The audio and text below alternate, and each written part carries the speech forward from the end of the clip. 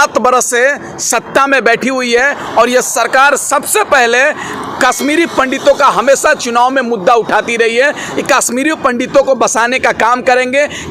कश्मीरी पंडितों के साथ अन्याय हुआ है, उनको मार के भगाया गया है। लेकिन आज 7 वर्ष हो गए, देश के प्रधानमंत्री मोदी जी हैं और अपने आप के मजबूत कहने वाले गृह मंत्री अमित शाह जी हैं, लेकिन कश्मीरी भाइयों को, कश्मीरी पंडितों को अभी भी कश्मीर में बसाने का काम नहीं किया जा रहा है। कश्मीरी पंडितों के साथ ये मोदी सरकार अन्याय करने का काम कर रही है। दुर्भाग्य तो तब हो गया, ये कह रहे थे 370 हटने के बाद कि कश्मीर की स्थिति समान हो जाएगी, कश्मीर की स्थिति अच्छी हो जाएगी, लेकिन 370 हटने के बाद भी कश्मीर की स्थिति जितनी बुरी है पूरी दुनिया देख रही है। दुर्भाग्य इस बात का है, देखने वाली बात यह है कि लोग कहते थे 370 हटने के बाद हम जाकर प्लॉट खरीदेंगे, लेकिन 370 हटने के बाद कश्मीर की स्थिति और बुरी होने का काम की है।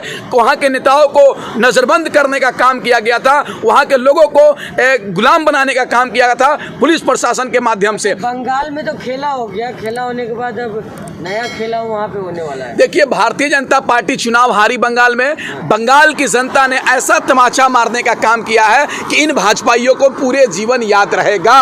बंगाल की जनता ने जब वोट नहीं दिया मोदी को, बीजेपी को वोट नहीं दिया, बीजेपी को हराने का काम किया, तो भारतीय जनता पार्टी ने सोचा कि कानून लाकर बंगालियों को परेशान करने का काम करेंगे, बंगालियों को तोड़ने का काम करेंगे। जो बिल्कुल संविधान विरोधी कानून है, लोकतंत्र विरोधी कानून है, ये सरकार सीधे तौर से बताना चाहती है कि जब देश की जनता हमको वोट नहीं करेगी तो हम उसके खिलाफ में कानून लाएंगे।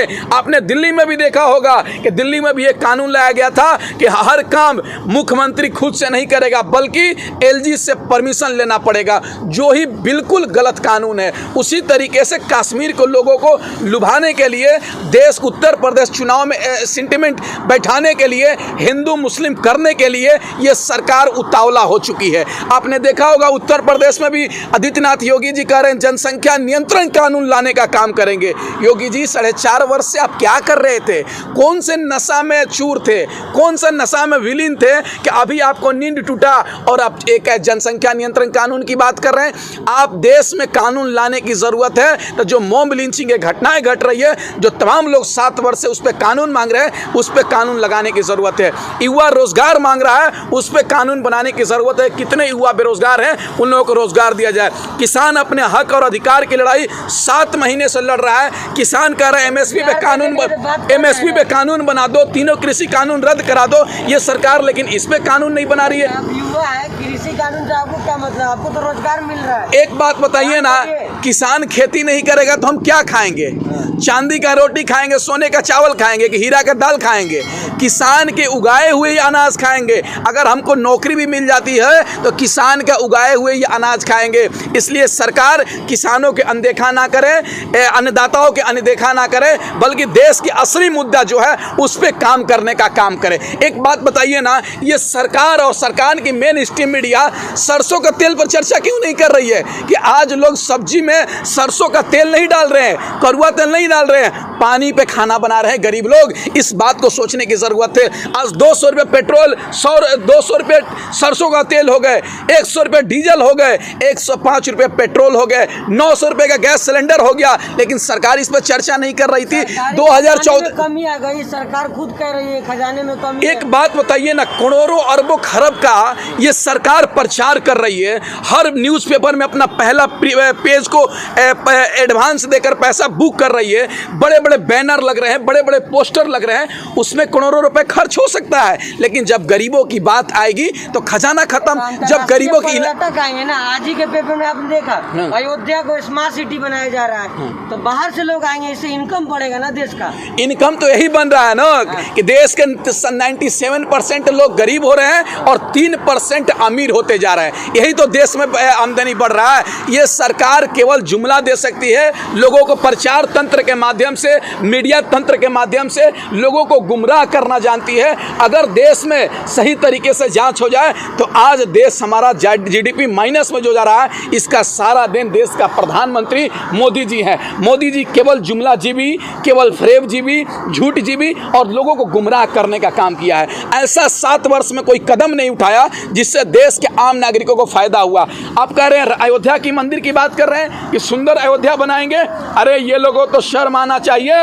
राम मंदिर के नाम पे करोड़ों रुपए का चंदा खा गए ये चंदा चोर। पहले पीएम केयर फंड का पैसा खाया, फिर उसके बाद रामदेव मर्यादा पुरुषोत्तम राम के नाम पर चंदा खाने का काम किया। इन लोगों को देश की जनता माफ करने वाली नहीं है। आने वाले चुनाव में इन लोगों को सबक सिखाया जाएगा, वो दिन दूर नहीं। पार का नारा लग रहा है, अब क्या सबक सिखाइए? अरे बंगाल में भी ये लोग कह रहे थे कि अब की बार 200 से पार, लेकिन बंगाल की जनता ने क्या किया? खेला करने का काम किया, इन भाजपाइयों को मारने का काम किया, इन दंगाइयों को मारने का काम किया, ये अंग्रेजों को दल्ले को मारने का काम किया। अंग्रेज है कि आप? काले अंग्रेज है भाई, आपको इतिहास पता है।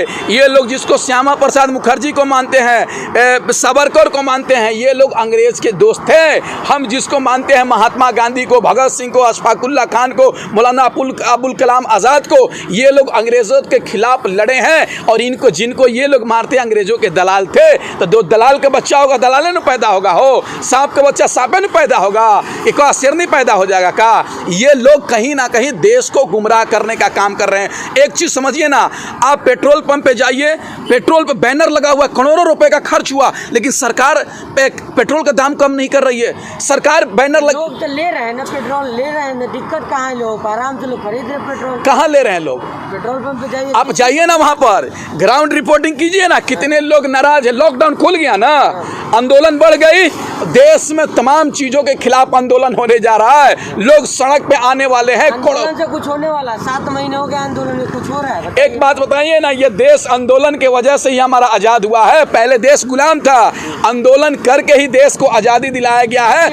आंदोलन करके ही ये काले अंग्रेजों से आजादी लेंगे हम, ये भाजपाइयों से आजादी लेंगे, आरएसएस से आजादी लेंगे, बजरंग दल से आजादी लेंगे, इन दंगाइयों से आजादी लेंगे, महंगाई बढ़ाने वाले प्रधानमंत्री से आजादी लेंगे, प्रचार तंत्र के माध्यम से देश को भ्रमित करने वाले प्रधानमंत्री मोदी से आजादी लेंगे, ये तारी पार गृह मंत्री से आजादी लेंगे। हम आजादी लेंगे भाई, इसके खिलाफ हमारा आंदोलन जारी रहेगा और तब तक लड़ेंगे जब तक हम पूरे तरीके से इस देश को आजाद नहीं कर दें। प्रिंट मीडिया में देख लिए, इलेक्ट्रॉनिक में देख लिए, चारों तरफ मोदी का गुणगान हो रहा है, देश को विकास किया, महापुरुष है, आप विरोध कर रहे हैं। ये लोग कौन प्रचार कर रहा है? ये लोग चमचे हैं, दलाल हैं। भारतीय जनता पार्टी से पैसे लेकर, सुपारी लेकर देश को, लोगों को गुमराह करने का काम कर रहे हैं। यही लोगों की बात कर रहे हैं ना, जो टीवी स्टूडियो में बैठकर मोदी को बाप बताते हैं, अपना मोदी को बाप बताते हैं, अपने बाप को भूल गए, अपने मम्मी को गाली देते हैं और मोदी को बाप बताते हैं। इन लोगों की बात मत कीजिए भाई,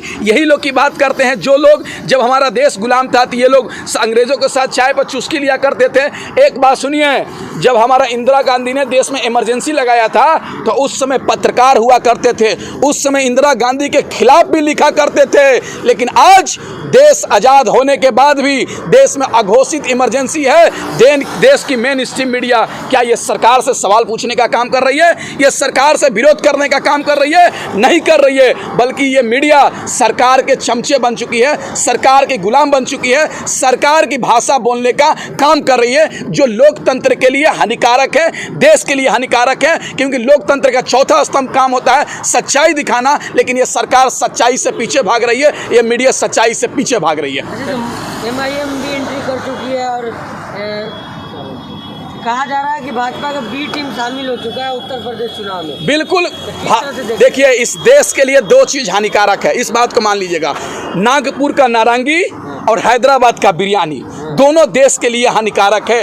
ये दोनों एक दूसरे के लिए पूरक हैं। दोनों देश में MIM की बात कर रहे हैं, MIM तभी बढ़ेगा जब बीजेपी बढ़ेगा।